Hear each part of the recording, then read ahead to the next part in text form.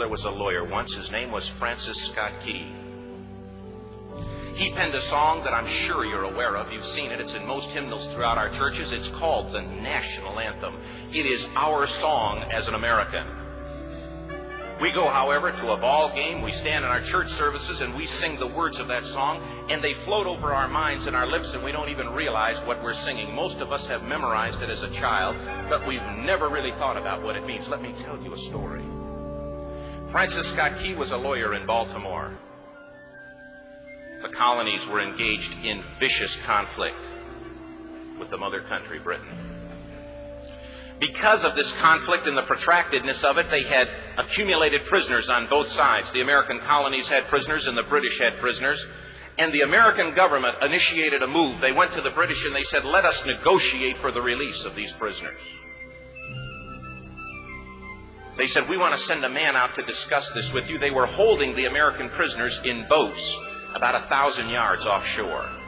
And they said, we want to send a man by the name of Francis Scott Key. He will come out and negotiate to see if we can make a mutual exchange. On the appointed day, in a rowboat, he went out to this boat and he negotiated with the British officials. And they reached a conclusion that men could be exchanged on a one-for-one basis. Francis Scott Key, jubilant with the fact that he'd been successful, went down below in the boats, and what he found was a cargo hold full of humanity, men. And he said, men, I've got news for you tonight. You're free. He said, tonight I have negotiated successfully your return to the colonies. He said, you'll be taken out of this boat, out of this filth, out of your chains. As he went back up on board to arrange for their passage to the shore, the admiral came and he said, we have a slight problem.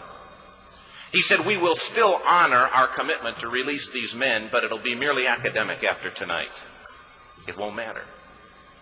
And Francis Scott Key said, what do you mean? He said, well, Mr. Key, he said, tonight we have laid an ultimatum upon the colonies. Your people will either capitulate and lay down the colors of that flag that you think so much of, or you see that fort right over there, Fort Henry? He said, we're going to remove it from the face of the earth. He said, how are you going to do that? He said, if you will, scan the horizon of the sea. And as he looked, he could see hundreds of little dots. And he said, that's the entire British war fleet.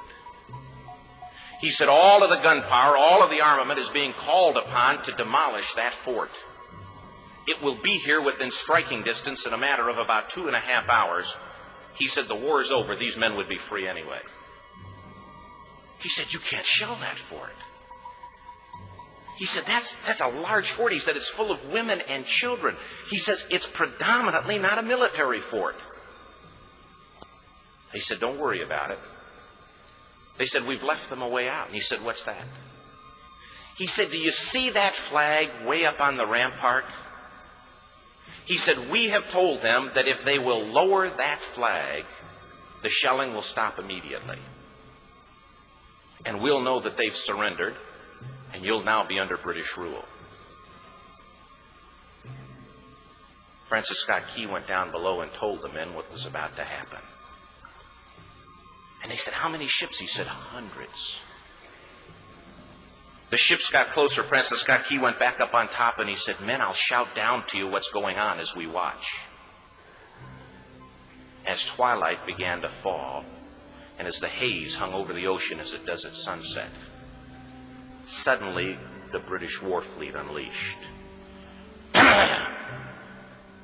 He says the sound was deafening. There were so many guns that there were no reliefs.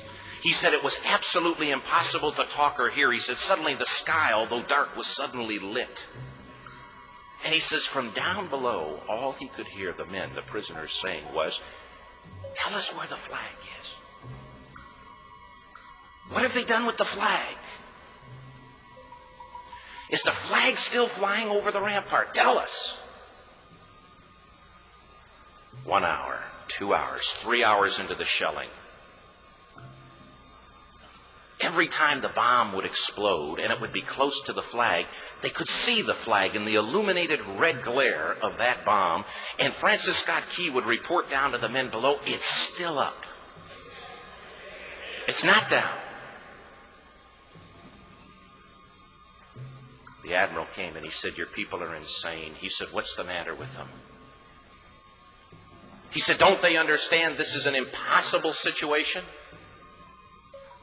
Francis Scott Key said he remembered what George Washington had said. He said, "The thing that sets the American Christian apart from all other people in the world is he will die on his feet before he'll live on his knees." The admiral said, "We have now instructed all of the guns to focus on the rampart to take that flag down." He said, "We don't understand something. Our reconnaissance tells us that that flag has been hit directly again and again and again, and yet it's still flying. We don't understand that." But he said, "Now we're about to bring every gun for the next 3 hours to bear on that point." Francis Scott Key said the barrage was unmerciful. All that he could hear was the men down below praying. The prayer, "God, keep that flag flying where we last saw it." Sunrise came. He said there was a heavy mist hanging over the land, but the rampart was tall enough. There stood the flag, completely nondescript, in shreds. The flagpole itself was at a crazy angle, but the flag was still at the top.